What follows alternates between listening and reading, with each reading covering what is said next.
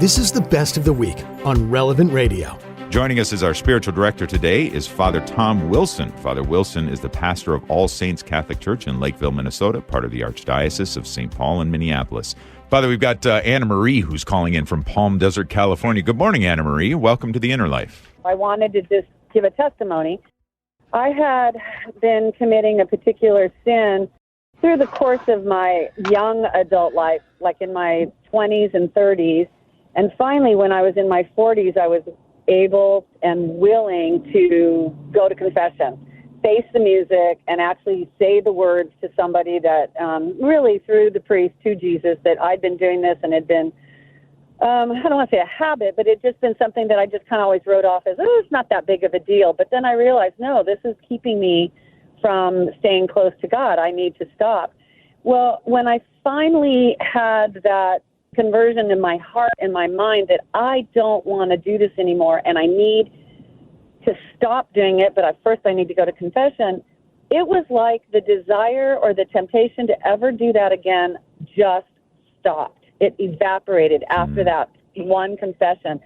And I just looked at that and I said, then I don't know why I don't go all the time for the other things. You know, they're not all horrible, but they're bad enough that they weigh on me, and I want to change. And confession absolutely did that for me, like instantly. And I just believe that it was my sincerest desire to have that and my asking for the grace to avoid that sin again. Well, thanks for that.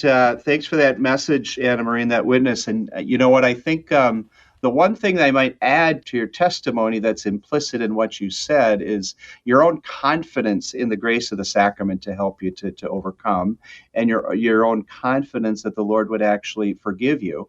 Part of what prevents people from going to confession is there's a shame factor, and I would say at times maybe a lack of confidence that whatever it is that's burdening us in a life of sin can't be overcome. Her decision that she wanted to overcome that also inspired a confidence in the sacrament and in the Lord to really overcome whatever it is that she was struggling with.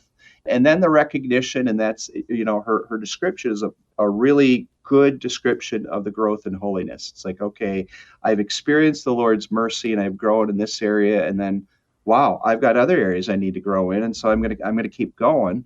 And so as we experience the abundance of God's mercy and the clarity of vision that comes from that, we begin to see other things that maybe we had never noticed before that the Lord is inviting us to overcome by His grace and His forgiveness. What I love, another thing that I love about her call, Father, and thank you again, Anna Marie, for that great testimony about going to confession and seeing the Lord work as He promises to do in and through the sacrament. One of the things that I really love about it, too, is that God was after her even before she went to the confessional, right? I mean, He was definitely expressing this, bringing her to this point of, yep, I need to do this. I need to not just kind of pass it off as not that big of a deal, but I need to get in there, own up to it, and accept God's forgiveness and grace and guidance and healing and counsel, all the wonderful things that come from the sacrament. Yep, and God inspires us first, you know, and one of the things I will almost instinctively tell people, particularly who maybe have not been to the sacrament in a long time, is how did the Holy Spirit, how did God inspire you to come today to do this? And that's often a kind of a nice opening to help the person begin their confession. And they need to understand it is the inspiration, the grace of God that is the catalyst to bring them into the sacrament. Father, you mentioned in just responding to Anna Marie's call that shame might be a deterrent for people going. A lack of confidence might also be. Any other thoughts on why people might not go regularly or might not, maybe even put it off beyond that obligatory once a year? Yeah, I think the shame factor is quite high, particularly in some of the things that people struggle with. I also think, frankly, there's a significant temptation among people that the sacrament isn't necessary. I can go straight to God. I can go straight to God for forgiveness. That's what my friends who love the Lord in some other church say. And so why do I need to do this? Why would I want to do this when I can go straight to God? I think that's a very significant temptation for people. I heard a young adult say this years ago. it can sometimes be hard. I mean, it can be difficult to go and to articulate and to say these things before another human being. That is a big thing to be overcome, that needs to be overcome, because in fact, it is hard. I mean, we are humbling ourselves before the Lord to say out loud the sins that we have committed, but that humbling of ourselves also creates that avenue to grace and a tremendous amount of freedom, just a tremendous amount of freedom. I heard this once said too as well.